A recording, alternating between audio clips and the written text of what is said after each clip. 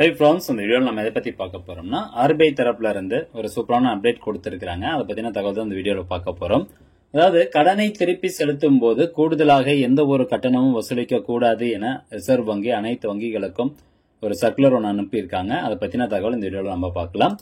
So இதுதான் இந்த circular இப்ப நீங்க பார்த்துட்டு இருக்குது. இந்த சர்க்குலர் வெளியிட்ட தேதி ஜூலை 2, 2025. இந்த சர்க்குலர் ஃபுல்லாவே இங்கிலீஷ்ல தான் இருக்கு. பட் இதனுடைய தமிழ் பாத்தீங்கன்னா நிறைய பிரஸ் ரிலீஸ்ல எல்லாத்துலயும் வந்து வெளியிட்டிருக்காங்க. அது மட்டும் இல்லாம பத்திரிகை செய்தி எல்லாத்துலயும் வெளியிட்டிருக்காங்க. இந்த சர்க்குலருக்கான PDF டவுன்லோட் பண்றதுக்கான அந்த PDF லிங்க் நான் டிஸ்கிரிப்ஷன்ல கொடுத்துறேன். தேவைப்படுறவங்க கிளிக் பண்ணி டவுன்லோட் பண்ணி ஃபுல்லா படிச்சு பார்த்துக்கோங்க. ஸோ இதுல பொதுவா என்ன சொல்லியிருக்காங்க அப்படிங்கிறது இந்த ஒரு பத்திரிகை செய்தியில வெளியிட்டிருக்காங்க. அதை பத்தி நம்ம பார்க்கலாம். அதாவது தனிநபர்கள் சிறுதொழில் நிறுவனங்கள் பெறும் கடனின் அசல் தொகையை முன்கூட்டியே திருப்பி செலுத்தினால் கட்டணம் வசூலிக்க வங்கிகளுக்கு ரிசர்வ் வங்கி தடை விதித்துள்ளது. புளோட்டிங் ரேட் எனப்படும் மாறும் வட்டி முறையில் பெறப்படும் கடனுக்கு இந்த சலுகை பொருந்தும் அப்படின்னு சொல்றாங்க.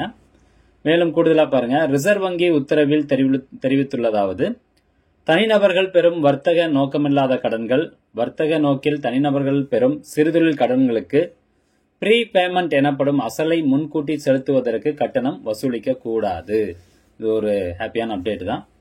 வரும் 2026 ஜனவரி 1 முதல் வழங்கப்படும் கடன்கள் மற்றும் புதுப்பிக்கப்படும் கடன்களுக்கு இது பொருந்தும். இது எப்பிலிருந்து நடைமுறைக்கு வருது அப்படின்னா ஜனவரி 1, 2026 இருந்து நடைமுறைக்கு வருது. ஸோ அன்னைக்கு அதாவது ஜனவரி 1, 2026 அன்னைக்கோ அல்லது அதுக்கப்புறமோ நீங்க கடன் வாங்குறீங்க அப்படின்னா இந்த ப்ரீ பேமெண்ட்டுக்கு எந்த ஒரு சார்ஜஸும் கிடையாது அப்படின்னு சொல்லியிருக்கிறாங்க.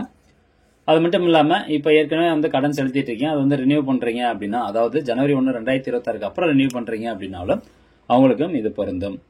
பொதுத்துறை வங்கிகள், வணிக வங்கிகள், கூட்டுறவு வங்கிகள், வங்கி அல்லாத நிதி நிறுவனங்கள் அனைத்துக்கும் இது பொருந்தும்.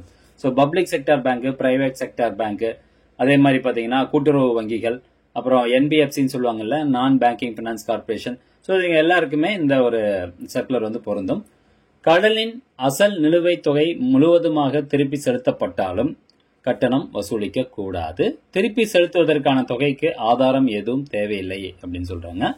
மேலும் கடன் பெற்ற நாளில் இருந்து லாக்இன் பீரியட் எனப்படும் எந்த ஒரு குறிப்பிட்ட கால கட்டுப்பாடும் இல்லாமல் இந்த சலுகையை வாடிக்கையாளர் பெறலாம்.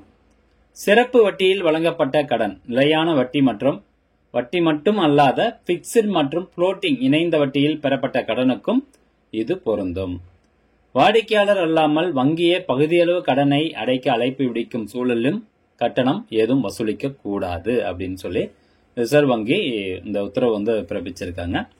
மேலும் பாத்தீங்கன்னா காமனான ஒரு சில இன்ஃபர்மேஷன்ஸ் இந்த PDFல வந்து கொடுத்திருக்காங்க சர்க்குலர்ல, தேவைப்படுறவங்க பாத்துக்கோங்க.